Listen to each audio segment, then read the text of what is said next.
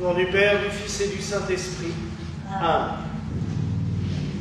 Mes très chers frères et sœurs, quelle joie de prêcher aujourd'hui, non seulement parce que notre synode va commencer, et du coup, il y a déjà une partie de mes confrères qui sont là, mais aussi parce que il faut bien reconnaître que si mes parents avaient voulu faire exprès, ils n'auraient pas fait mieux. Me faire naître un 27 septembre, alors même que c'est la fête de l'abbé Julliot, c'est-à-dire notre premier évêque français au sein de l'Église gallicane, on ne pouvait vraiment pas rêver mieux. Monseigneur Julien Ernest Housset, de son vrai nom, plus connu sous son nom d'auteur d'abbé Julliot, a eu un parcours assez exceptionnel. En effet, il est né en 1844 en Mayenne, fils d'un maçon. Il va faire son séminaire et il va être ordonné pour le diocèse de Laval. Il sera vicaire d'ailleurs près de Laval durant les 3 premières années de son sacerdoce, puisqu'il a été ordonné en 1867. En 1870 vient la guerre avec l'Allemagne, et vous savez que la France n'a été guère brillante dans cette guerre, et les dommages humains ont été considérables. L'abbé Julliot s'est engagé volontairement comme aumônier, justement du régiment des volontaires du général Castellino. Et dans ses mémoires, le général Castellino dira, à la fin du XIXe siècle, « Je ne saurais trop louer l'héroïsme de l'abbé Housset, tellement il a passé tout son temps non seulement à réconforter ceux qui partaient au combat, mais surtout, il a fait le travail de ce qu'aurait dû faire le travail des ambulanciers, c'est-à-dire qu'il allait sur le front récupérer les malades qu'il portait sur son dos, et il traversait les lignes ennemies pour les ramener du côté de la France. Il a fait ça pendant les plus d'1 an qu'a duré cette guerre. Cela l'a marqué, mentalement forcément, mais physiquement aussi, puisqu'à son retour, on le met dans un hôpital militaire pour le soigner, et en même temps, il sert d'aumônier. Par la suite, il va prendre des fonctions à Paris, et c'est pas une blague, la première paroisse où il est nommé à Paris, c'est l'église Saint-Joseph. À Paris, il va aussi se rendre compte qu'il y a un clergé qui vit selon une morale qui n'est pas du tout celle du Christ, ni celle de l'Évangile. Certains sont extrêmement riches, ça c'est pas le problème, mais du coup ils en profitent pour vivre selon un mode de vie qui n'est pas forcément le plus sain. Il alerte son archevêque, Monseigneur Richard, et notamment sur le cas de 2 prêtres, où il sait pertinemment que ces 2 prêtres qui ont des servantes mineures, entre 10 et 15 ans, se servent de ces servantes pour d'autres choses très peu reluisantes que pour juste un métier de domestique. Comme l'Église à l'époque n'était pas beaucoup plus claire que maintenant dans ces affaires-là, c'est toujours été très compliqué. On dit toujours que l'armée est la grande muette, je crois que l'Église est encore pire de ce côté-là. Au lieu de sanctionner ces 2 prêtres, on va les déplacer dans une paroisse, ailleurs, mais on va déplacer aussi celui qui a parlé. Donc l'abbé Julliot se retrouve muté en Touraine, dans une petite paroisse, un petit village, où il y a très peu d'âmes, donc en fait il s'ennuie copieusement parce qu'il n'y a strictement rien à faire. à part sa messe tous les jours. Et dans le grenier de ce presbytère un peu abandonné, il découvre les anciens livres liturgiques qui existaient avant la Révolution. Et là, il va découvrir un trésor. Pas le trésor de la Bessonnière, pas un trésor pécunier, mais un trésor spirituel. Le livre des bénédictions du rite romain, qui, en fait, prévoyait des bénédictions pour tous les cas de la vie, mais aussi pour tous les produits de la terre. On en revient à ce qu'on fait depuis quelques semaines dans cette période liturgique où nous bénissons régulièrement les aliments. Il se rend compte aussi qu'on guérissait dans les paroisses, les curés guérissaient les gens par la prière, par des rituels. Il trouve notamment dans l'ancien bénédictionnal la formule, et ça existe, on peut le retrouver maintenant avec les antiquaires, grâce à ça on peut trouver, la formule pour passer le feu, par exemple. La prière que les prêtres faisaient en imposant la main sur une brûlure, par Saint-Laurent, feu qui perd ta chaleur, et ainsi de suite. Et il se rend compte de tout ce que le prêtre pourrait faire si on le laissait faire. Et il va commencer à exercer un petit peu ce ministère près de ses paroissiens. Ses paroissiens se brûlent, il va leur passer le feu. Un est blessé, il va le soigner. Un est malade, il va le bénir. Les troupeaux sont en train de souffrir d'une maladie quelconque, il va les soigner par la prière et la bénédiction. Mais ça commence à refaire du bruit. Donc l'archevêque de Paris le rappelle et le renomme vicaire dans une paroisse parisienne, la paroisse Sainte-Marguerite, qui était à l'époque toute petite paroisse, pas franchement motivante pour un prêtre. Entre-temps, il y a eu le dogme de l'infaillibilité du pape, il y a eu encore d'autres scandales dans le diocèse de Paris et l'abbé Julliot n'en peut plus. Enfin, il ne s'appelle pas encore l'abbé Julliot. Le père Ernest n'en peut plus, il ne supporte plus tout ça et il donne sa démission. Il quitte l'église romaine et il se rattache à l'église gallicane qui a été créée il y a quelques années auparavant, en 1870. Là, il va commencer un ministère auprès des malades et en même temps un petit ministère de combat. Il écrit dans de nombreux journaux pour rappeler un petit peu les gens à la morale, les prêtres surtout, en disant que si on se veut héritier du Christ, il faut être un petit peu fidèle à ses engagements.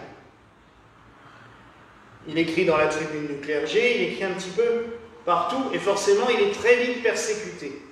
Et c'est là qu'il va lire un livre d'un auteur gallican qui a écrit en 1870, l'abbé Michon, qui vivait en Charente, et qui a écrit un livre qui s'appelle... Non, j'ai un truc. Pas les mystiques. Alors, je vous redonnerai le titre, là sur le coup il m'est sorti de la... Je l'ai en bas en plus, je l'ai encore regardé ce matin. C'est pas grave. Non, je ne trouverai pas. À moins que j'ai fait un article dessus un jour. Donc, le livre de l'abbé Michon, et il est extrêmement surpris parce que le prêtre qui est dedans lui ressemble, pour ainsi dire, comme deux gouttes d'eau. Prêtre jeune, dynamique, volontaire, mais qui n'en peut plus de voir tous ces abus dans l'Église, des vols, des persécutions. On capte des héritages, il y a des choses horribles à l'époque. Hein. Et il se dit, c'est moi. Et le personnage s'appelle l'abbé Julliot. Donc il va prendre ce pseudonyme pour écrire lui-même ses articles. Et plus tard, on le connaîtra sous ce nom-là. En même temps, il va commencer à éditer tout ce qu'il avait trouvé dans ses manuscrits à l'époque, dans son presbytère, qu'il avait soigneusement recopié. Et il les traduit en français pour que les fidèles puissent les lire. Ça va être le grand livre des prières merveilleuses, il va y avoir le livre des bénédictions, des exorcismes, il va y avoir les prières liturgiques à l'usage des fidèles, toutes sortes de livres que les gens vont se procurer et qui sont toujours à l'heure actuelle un gros succès de librairie, qui se vendent énormément. Et alors je peux vous dire qu'en 2012, quand les droits ont été ouverts, puisque ces héritiers n'avaient plus les droits au bout de 100 ans, eh ben maintenant il y a tous les éditeurs qui rééditent ça à tour de bras, chacun a sa mouture, chacun a sa sauce. Je préfère quand même les éditions Bussière parce que c'est des reproductions originales des livres d'origine. On est sûr que rien n'a bougé, que rien n'a été changé. Au moins, on est sûr que c'est bien ce qu'il a écrit lui. Et il reçoit les fidèles.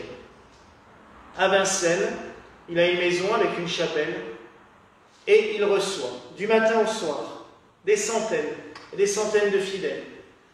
Mystique. Hein? Mystique. Les mystiques, oui, c'était vrai. Et il écrit, enfin, il reçoit les fidèles, il les soigne par la prière. Il leur impose les mains. Il va leur donner la guérison. Tellement renommé que le patriarche Monseigneur Villatte, qui voyage beaucoup entre les États-Unis et la France, va le consacrer comme le premier évêque gallican pour la France en 1904. Et cette consécration aura lieu parce que c'est des amis à lui qui ont prêté la chapelle, pas loin d'ici, à Tingen, en Allemagne. C'est pas loin de Waldshut-Tingen. Voilà, c'est pas tellement loin d'ici, c'est à la frontière avec la Suisse et la France. Il y a un triangle là, le Dreieckland, c'est là, dans le coin là-bas. Il va être consacré évêque dans la succession de Monseigneur Villatte et il va administrer l'église gallicane pendant 8 ans, puisqu'il va mourir en 1912. D'abord de la France, puis après de Genève, parce qu'on lui a proposé une belle maison à Genève avec une belle chapelle, donc il s'installe là-bas. Et il va administrer notre église, il va consacrer évêque celui qui deviendra notre second patriarche, Monseigneur Giraud. Et il nous a laissé tout un trésor. Et j'ai apprécié quand on a découvert hier le texte de cette prose pour la fête, qui est la prose pour les confesseurs, mais qui va très bien pour l'abbé Gilliot. Tous ceux et celles qui étaient malades trouvaient auprès de lui le réconfort. C'est merveilleux. Et c'est vrai qu'il a raison dans ce qu'il écrit. Et je l'ai relu hier matin. Il a tellement raison. Le prêtre pourrait faire des choses merveilleuses s'il savait et s'il avait le courage de le faire. Qu'est-ce que ça coûte à un prêtre, quand quelqu'un est malade, de lui dire « Viens, je vais t'imposer les mains ». Ça ne coûte rien au prêtre. Mais ça ne peut qu'aider et soulager, parce que le Christ l'a fait. Nous ne faisons que répéter ce que le Christ a fait. Quand quelqu'un vient et qui dit « Ah, ma voiture n'est pas bénie, j'aimerais bien qu'elle le soit », ben, qu'est-ce que ça nous coûte de sortir et de bénir la voiture? Rien non plus. En fait, le prêtre devrait passer sa vie à bénir. Je rappelle que bénir en latin, c'est dire du bien de quelque chose au nom de Dieu. Donc, on devrait passer notre vie à bénir. Et ça nous rappelle un peu la spiritualité des moines celtes, qui bénissaient tout le temps. Avant de se servir de quelque instrument, ils le bénissaient. Pour aussi se rappeler que Dieu est partout présent. C'est ce que je disais avant-hier pour la consécration de l'Église. Dieu est partout présent. Et nous sommes appelés à donner cette bénédiction. Et il faudrait que tous les prêtres fassent cela. Malheureusement, lui, on l'a persécuté parce que, oh là là, qu'est-ce que c'est que ça? Il fait de la magie. C'est pas de la magie, c'est les rituels de l'Église. Mais comme, à la fin du 19e siècle, le courant moderniste était déjà bien ancré et très rationaliste, on voulait supprimer tout ce qui pouvait rappeler le Moyen-Âge. Je vous rappelle que c'est à l'époque où, dans les livres scolaires, on disait que le Moyen-Âge c'était une période sombre et on nous les présentait presque comme des gros abrutis. Hein. Alors que quand on voit tout ce que le Moyen-Âge a produit et a fait, moi je suis désolé, je préfère le XIIIe siècle français ou allemand que certains autres siècles qu'on produit n'importe quoi. Quand on voit les grands érudits, les mystiques qu'on a eu au XIIIe siècle, ben le Moyen-Âge, franchement, c'était pas si mal. Et c'est vrai que tous ces rites, ils datent du Moyen-Âge. Mais parce qu'à l'époque, on savait encore que l'Église devait être présente partout dans la vie des gens, pas pour les surveiller, pas pour les contrôler, mais pour les accompagner. Vous savez, on nous a aussi expliqué, là je fais un petit aparté, mais parce que j'ai lu ça cette semaine, on nous a aussi expliqué, après la Révolution, qu'avant, l'Église, elle poussait les gens à l'esclavage, quasiment. Vous savez qu'avant la Révolution française, les paysans ne travaillaient dans l'année que 150 jours sur 365. Parce que tout le reste, c'était des fêtes chômées ou des jours d'abstinence de travail par l'Église. Donc l'Église avait très bien veillé à faire arrêter les gens de travailler, à ne pas se laisser bouffer par les seigneurs. Maintenant, tout le monde travaille des fois 7 jours par semaine. On ne va plus à l'église parce qu'on n'a pas le temps, parce qu'on est bouffé par le travail. C'était pas ça, non. Au contraire. Et c'est ce qu'il nous a expliqué un petit peu dans ses livres en disant, mais vous ne vous rendez pas compte la richesse de ce qu'on est, de ce qu'il y avait. Alors faites-le, pratiquez-le. Puis pour nous autres, c'est un message de travailler. Ils sont brillants, de travailler au service des autres, d'aider, de soutenir, d'imposer les mains, d'apporter la guérison. Et oui, mes frères et sœurs, chacun peut le faire. Et ce que j'aimais bien aussi dans ces livres, c'est qu'il disait « tout chrétien peut bénir ». Et c'est vrai, il disait « s'il n'y a pas de prêtre, vous pouvez faire une bénédiction. C'est pas vous qui le faites, c'est Dieu de toute façon qui le fera. Vous pouvez, si vraiment quelqu'un ne va pas bien, poser la main sur lui et demander à Dieu de lui apporter la guérison. Il ne faut pas hésiter. Alors prions en ce jour, ce grand saint qui était l'abbé Julian, un grand saint pour nous, mais je pense qu'il fut un grand saint pour tant et tant de gens. Vous savez le nombre de gens qui me disent « Ah, je ne connais pas l'église gallicane » et quand je leur dis « Vous avez déjà lu les livres de l'abbé Julian ?»« Ah oui !» Je dis « Bon ben voilà, en fait c'est la suite. » Et sans compter le nombre de gens qui sont venus me voir parce qu'ils avaient lu les livres de l'abbé Julian avant. C'est vraiment, il a laissé une empreinte forte. Alors n'hésitons pas à lire ce livre, à prier et à apporter les charismes de Dieu aux autres.